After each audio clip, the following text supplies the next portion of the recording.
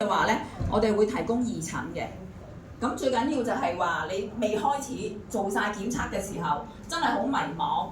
唔知點做嘅時候，你可以打我哋嘅電話或者係 WhatsApp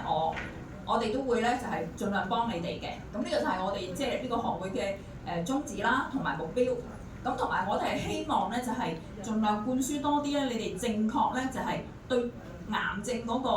資訊，因為其實坊間有好多。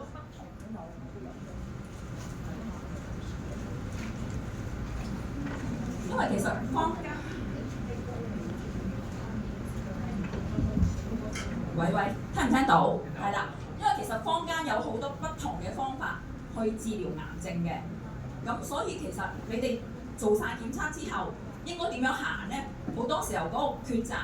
對你往後應該點樣治療，同埋嗰個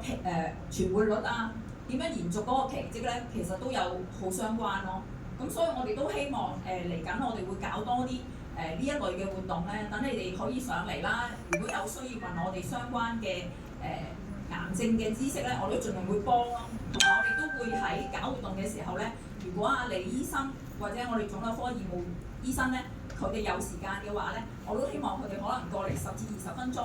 咁可以解答我哋即時嚟參加嘅病患 Q&A。我哋上個月搞咗個咧，都其實都幾成功咯，好多人都即係有得着咁樣咯。